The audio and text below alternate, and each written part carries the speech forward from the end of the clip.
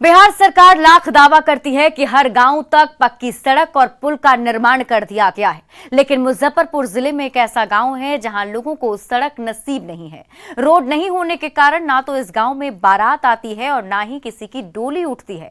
यहां तक कि गांव के बच्चों का भविष्य भी नाव पर टिका है, जिसके सहारे वो रोज स्कूल जाते हैं। ये रिपोर्ट देखिए।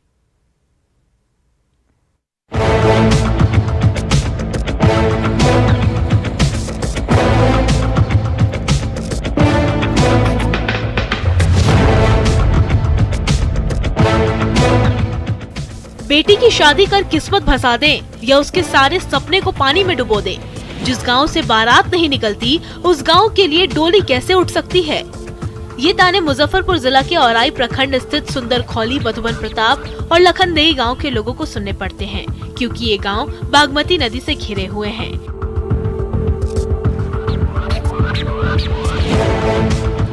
इस गांव में आने जाने के लिए कोई साधन नहीं है। यहाँ व्यवस्था बदहाल है और लोगों का हाल बेहाल है, क्योंकि इस गांव में न तो सड़क है और न ही है कोई पुल, जिसके कारण न तो शहनाई बजती है और न ही चलता है स्कूल।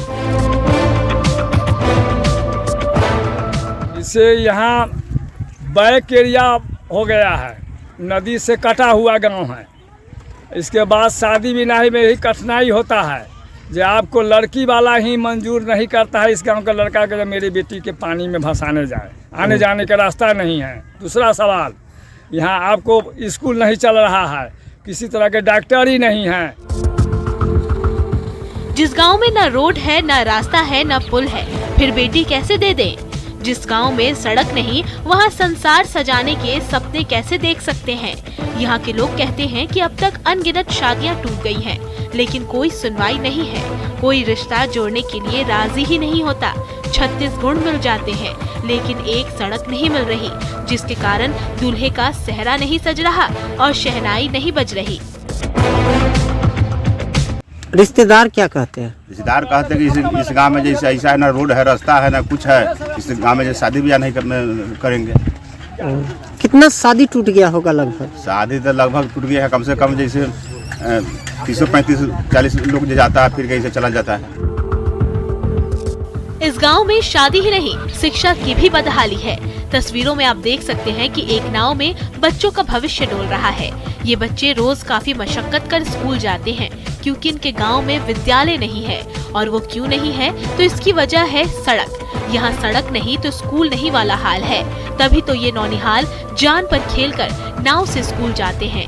रस्सी के सहारे नाव खींचते हैं और कपड़ों को मोड़कर पानी में आते जाते हैं।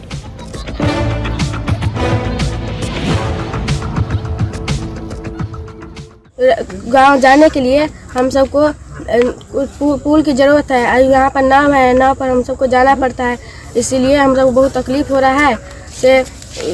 हम उस पार से इस पार तो हो जाते हैं, पर बहुत तकलीफ हो रहा है। इसमें कोई आदमी कोई कुछ हो गया, दवाई बीरा लाने के लिए उस पार से इस पार होने के लिए तार से घिस कर जाना पड़ता है।